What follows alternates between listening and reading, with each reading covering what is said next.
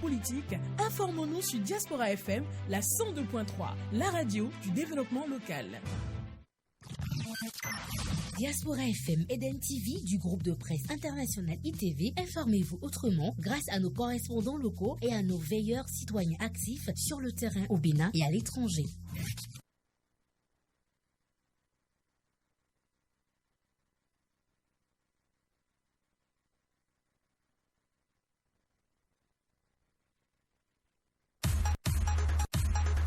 Diaspora FM, le journal.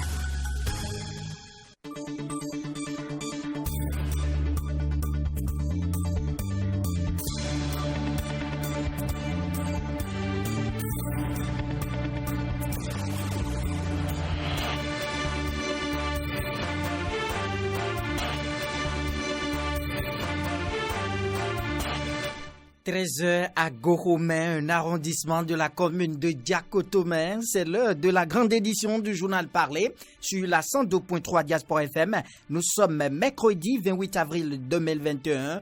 Mesdames et messieurs, bonjour. Voici le sommet de ce journal.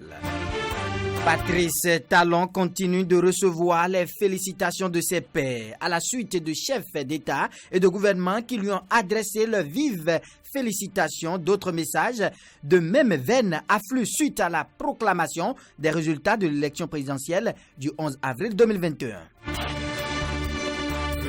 L'organisation des funérailles sans la déclaration du décès est interdite en République du Bénin. Au thème des dispositions de la loi numéro 2020-34 du 6 janvier 2021 portant dispositions spéciales de simplification et de gestion dématérialisée de l'enregistrement des faits d'état civil, des peines d'amende et de prison sont prévues. Et puis au Burkina Faso, au moins 15 personnes ont été tuées alors que des hommes armés ont mené un assaut nocturne contre des villages situés dans le nord du pays des hommes intègres. Voilà l'essentiel à développer dans cette édition. D'autres sujets vont meubler ce journal. On se retrouve juste après cette courte pause. Aristide Séti. Bienvenue à tous et à toutes et merci d'avoir choisi la radio africaine pour vous informer. Le sujet relatif à l'obligation désormais d'établir au Bénin un acte de paternité avant l'accouchement agite la République depuis ce lundi 26 avril 2021. En effet, conformément aux dispositions de la loi numéro 2015-08 du 8 décembre 2015 portant Code de l'enfant en République du Bénin, il est désormais indispensable de présenter un acte de paternité lors de la déclaration de naissance au Bénin. Quelles sont les étapes à suivre pour obtenir le certificat de paternité? Comment et où l'obtenir? Élément de réponse à travers les explications du secrétaire administratif de l'arrondissement de Golo-Djigbe. Suivons Nicodème Azangbi. L'attestation de reconnaissance de paternité, c'est une pièce exigée par le nouveau mécanisme d'enregistrement des naissances. Et cette loi est entrée en vigueur depuis le 1er avril 2021. C'est quoi l'attestation de reconnaissance de paternité? En fait, lorsque votre femme contracte une grossesse, vous venez vers le centre de l'état civil, le centre de santé, afin de retirer cette fiche-là de reconnaissance de paternité. Donc, vous amenez la fiche au centre de l'état civil, c'est-à-dire à l'arrondissement, pour la légalisation. Arrivé chez nous ici à l'arrondissement, nous vous aidons à remplir la fiche et vous faites le dépôt des signatures. Vous déposez votre signature à notre niveau et vous signez la fiche devant nous. Sur la fiche, vous reconnaissez que vous êtes l'auteur de cette grossesse-là. Parce que sans cette fiche, la sage-femme ou la coucheuse ne peut pas mettre votre nom en tant que père sur la fiche. Et c'est la loi qui le recommande. Donc, elle a besoin de cette fiche-là afin de créer votre nom. Voilà ce que c'est que l'attestation de reconnaissance de paternité. Et lorsque le parent, le père, vient vers nous au centre de l'état civil nous avons besoin de sa pièce d'identité. Donc il a nécessairement besoin d'une pièce d'identité pour pouvoir faire le dépôt de signature. Et à défaut de la pièce d'identité, nous pouvons aussi accepter le certificat d'identification personnelle délivré par le RAVU. Sinon, c'est la carte d'identité pour faire le dépôt de signature. Donc après le dépôt de signature, vous passez à la signature de la fiche devant nous. Parce que sur la fiche, vous constaterez que c'est l'officier de l'état civil qui est le chef d'arrondissement qui certifie avoir reçu la déclaration de la personne qui est venue vers nous. Donc voilà comment ça se fait. Et combien avez-vous besoin pour faire tout cela? Dépôt de signature avec la déclaration de la personne, ça vous donne à 1000 francs. Avec 1000 francs, vous pouvez avoir votre acte de reconnaissance de paternité et que vous déposez maintenant au centre de santé pour pouvoir inscrire votre nom sur la fiche de naissance. C'était les explications du secrétaire administratif de l'arrondissement de Golo-Djigbe, Nicodème Azangbe. Quelques citoyens béninois réagissent sur cette pièce importante qu'est le certificat de paternité qui sera délivré désormais aux présumés auteurs de grossesse. Écoutons-les. C'est une bonne chose selon moi et ça permet aux mamans maintenant d'être sûres de la paternité. De la paternité. Désormais, ce n'est plus, les choses ne vont plus aller comme avant. Il faut reconnaître que tu es vraiment l'auteur de la grossesse ou bien de l'enfant qui vient d'être né. Je trouve que c'est une bonne chose.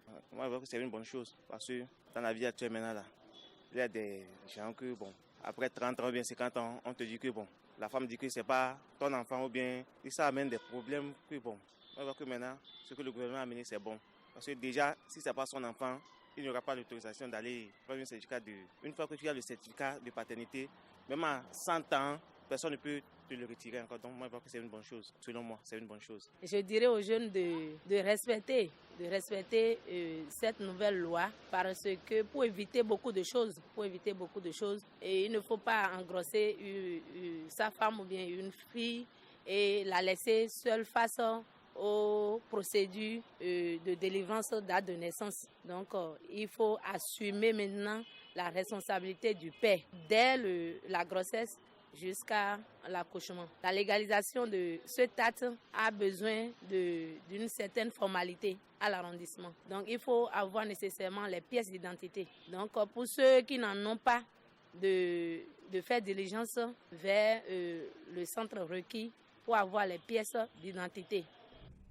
Avis au futur papa et au futur maman. Attention, plus rien ne sera comme avant au Bénin, on le disait tantôt.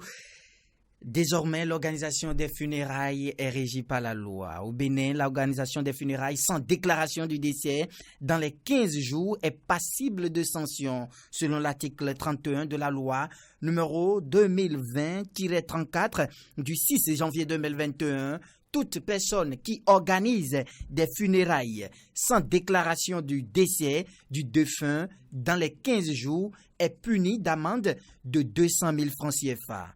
En son alinéa 2, la même disposition précise que l'inhumation sans autorisation de justice d'une personne dont l'identité est inconnue est punie de 3 mois d'emprisonnement et de 200 000 francs CFA d'amende. Il faut noter, la présente loi abroge toute disposition antérieure, contraire notamment la loi numéro 2002-07 du 24 août 2004.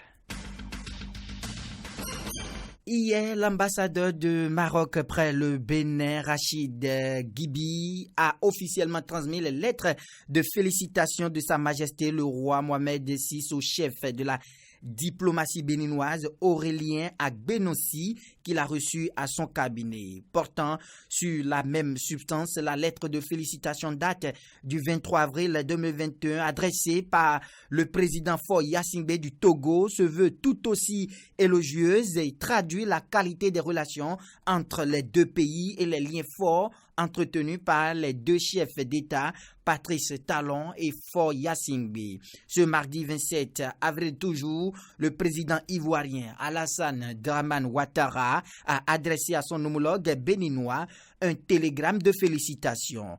Il est formulé en des termes très élogieux et dit en substance ceci: Monsieur le Président et chef frère, votre brillante réélection à la magistrature suprême de votre pays m'offre l'agréable occasion de vous adresser au nom du peuple et du gouvernement ivoirien ainsi qu'en mon nom propre nos très vives et chaleureuses félicitations. En vous renouvelant sa confiance, le peuple béninois réaffirme sa volonté de vous voir poursuivre l'œuvre de progrès économique et social que vous avez si bien entamée lors de votre précédent mandat. En cette heureuse circonstance, il me plaît de former pour vous des vœux de santé, de prospérité et de bonheur, de même que ceux de succès éclatants dans l'exercice de vos hautes fonctions. Pour ma part, je voudrais vous assurer de ma disponibilité à œuvrer de concert avec votre Excellence au raffermissement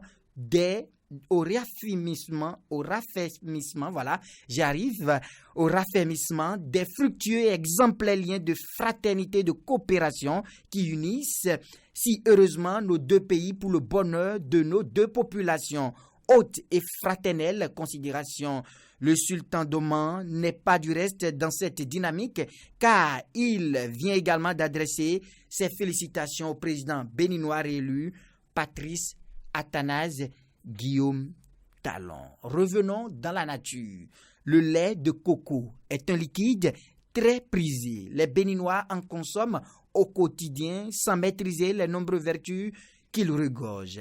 À travers ce reportage, nous vous amenons à la découverte de ce précieux liquide pour la santé. Suivant.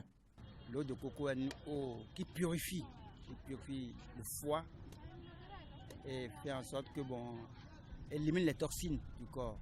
Comme M. Sani, plusieurs citoyens prennent le coco et reconnaissent ses vertus au Bénin. La noix de coco compte une foule de bienfaits et vertus de santé. Les nombreuses personnes qui l'ont adopté dans les environs de la ville de Cotonou apprécient. J'aime le coco. Je sais que ça contient des vitamines qui apportent de la santé à certaines parties de l'organisme humain. C'est à cause des nutriments que cela contient et qui fait du bien à l'organisme que je prends le coco et son eau. Quand je le bois, j'ai un sentiment de satisfaction. Quand on entend le mot coco d'abord, ça veut dire beaucoup de choses. Et moi, je le prends souvent parce que quand je le prends, je suis bien à l'aise dans mon corps et j'arrive à m'en sortir très bien avec le coco quand même, après le sport. Précisément, quand moi je prends ça, et surtout quand je suis fatigué, je prends ça. Vraiment, et quand je me couche, vraiment, je suis à l'aise dans mon corps et tranquille. J'aime prendre du coco parce que quand on prend du coco, on est à l'aise, souple, léger. C'est bon pour la santé. Ça aide aussi à être léger, à bien s'en sortir pendant les sports.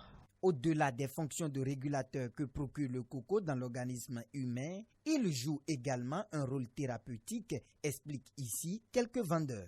Le travail que le coco fait que moi je connais, c'est-à-dire guérir les maladies, le paludisme. Et après ça, il y a des gens qui font ça pour le soulèvement de leur bas. La nourriture de coco là, c'est très bon. C'est bon pour l'homme, c'est pour les femmes aussi. Somme l'eau, c'est bon. Somme coco aussi, c'est bon. Il fait beaucoup de choses avec ça. Le coco là, c'est qu'il y a lait là. C'est bon pour les garçons. Il faut trouver des enfants, petits vieux enfants, qui boivent ça tous les jours. La peau de coco, c'est médicament, c'est savon aussi. Qui connaît ça, c'est bon. Il avait pas lu avec ça. Il prépare savon avec ça. Il a pas ce qui est gâté dans la coco. Coco là, tout c'est bon. La consommation du coco est donc indispensable dans la vie de tout être humain. Il importe alors d'en consommer tant qu'on en a la possibilité car il contribue au bien-être de chaque individu. Elle est définie comme l'inflammation de la muqueuse tapissant les sinus. Souvent mal diagnostiquée, la sinusite est confondue à d'autres affections qui amènent les patients à questionner la médecine traditionnelle. Des recettes de grand-mère au traitement de la sinusite avec des plantes en passant par les raisons qui justifient ce choix des patients. Kanou François Mberinto nous édifie avec l'histoire d'Antoinette. Antoinette est une coiffeuse professionnelle. À 34 ans, elle a déjà souffert durant plusieurs mois de la sinusite qu'elle confondait au rhume. J'avais souvent le nez bouché en croyant que j'étais enrhumée. J'ai donc traité le rhume en vain. Non satisfaite, elle a été finalement à l'hôpital où la sinusite lui a été diagnostiquée. Après un premier traitement et limitée par les moyens, elle a fait recours à la médecine traditionnelle.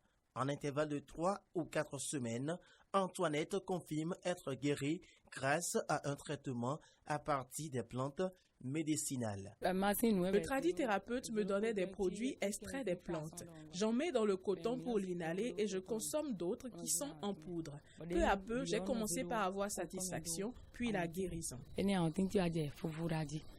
Comme Antoinette, beaucoup de personnes souffrant de cette affection font recours aux tradithérapeutes comme ce théboriste. Pour lui, une recette grand-mère est bien différente d'un traitement traditionnel. Et si nous prenons par exemple les ail écrasés ou découpés et que la personne inhale, ça l'aide à avoir une satisfaction du moment. Oui, guérison du moment. Donc il est soulagé, il est guéri, mais c'est de façon légère. C'est après ça qu'il va suivre maintenant le traitement de sinusite pour être guéri. La sinusite se traite de façon naturelle. C'est-à-dire, il y a des plantes qui ont des vertus d'antibiotiques que nous utilisons pour l'inhalation avec le coton, pu et autres. Et il y a aussi un certain nombre de produits en liquide ou en poudre qu'on remet aux patients et ils prennent pour être guéris. Remède de grand-mère ou recours aux plantes médicinales, les praticiens de la médecine moderne sont prudents. Pour eux, le seul traitement recommandé et efficace se fait dans les centres de santé sous le contrôle des spécialistes. Je ne pourrais pas porter de jugement sur ce que font les praticiens qui font quand même un travail énorme pour pouvoir soulager la population. La plupart du temps, les populations ont peur d'aller chez le médecin parce qu'ils estiment que lorsqu'ils vont aller à l'hôpital, il y a déjà le niveau socio-économique de la population qui les empêche souvent d'avoir l'audace de consulter le médecin. En Afrique, 80% de la population continue d'utiliser des médicaments traditionnels pour les soins primaires tels que le paludisme, le diabète ou la tension. Les nouvelles africaines et internationales. Au moins 15 personnes ont été tuées alors que des hommes armés ont mené un assaut nocturne contre des villages situés dans le nord du Burkina Faso. Selon un responsable local cité par l'AFP, des individus armés ont mené lundi un raid meurtrier sur des villages et hameaux de la région de Seitenga, tuant une quinzaine de personnes. Le responsable gardant l'anonymat a indiqué que le village de Yatakou a été le premier à être attaqué et qu'au moins 10 personnes y sont mortes, tandis que 5 autres ont été tués à Sofokel. La plupart des morts étaient des hommes, a-t-il ajouté. Au Tchad, les opposants et la société civile hostile au conseil militaire de transition appellent à de nouvelles mobilisations ce mercredi 28 avril 2021. Un appel assorti dans les rues, reconduit après une journée de mardi marquée par d'importants rassemblements dans des quartiers périphériques de la capitale et d'autres certaines villes de province. Parallèlement, des discussions s'engagent pour la formation du gouvernement de transition. Ce mercredi 28 avril s'ouvre en Afrique du Sud une audition déterminante pour Cyril Ramaphosa. Le président sud-africain est convoqué comme témoin devant une commission qui enquête sur les soupçons de corruption sous la présidence de Jacob Zuma, dont le sort divise le parti au pouvoir. À présent, le sport.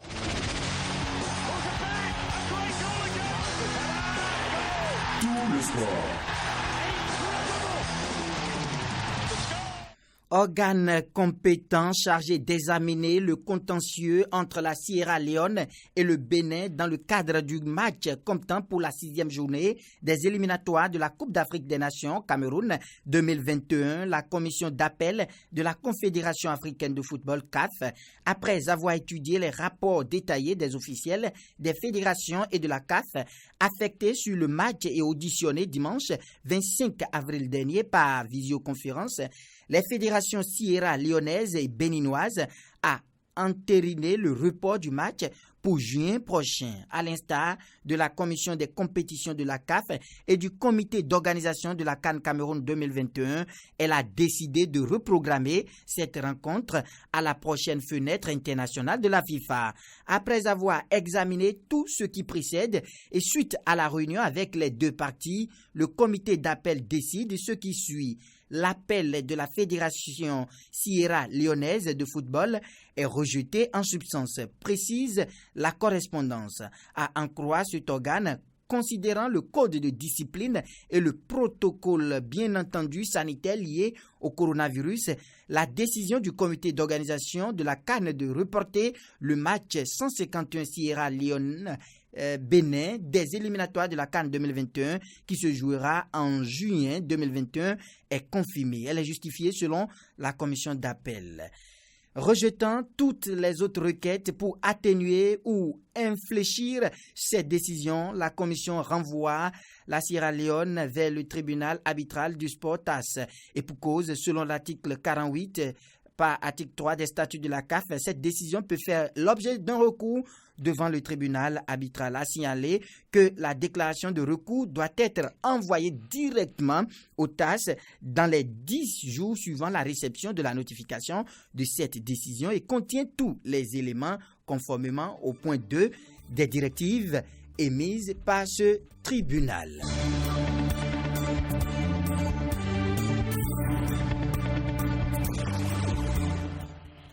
C'est la fin de cette édition. Merci infiniment de l'avoir suivi. Mise en onde, l'homme qui souffle une bougie de plus aujourd'hui.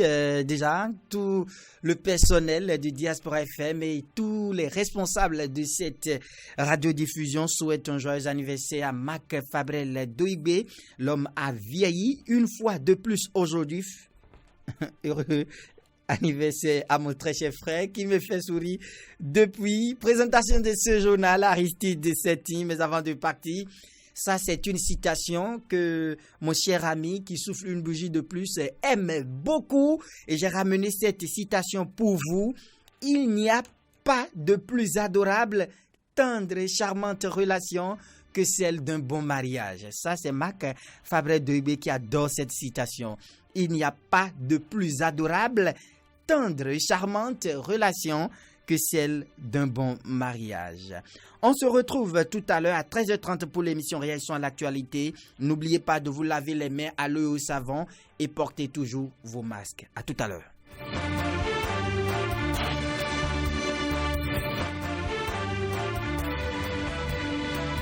De l'éducation à la culture, de la culture à la politique, informons-nous sur Diaspora FM, la 102.3, la radio du développement local.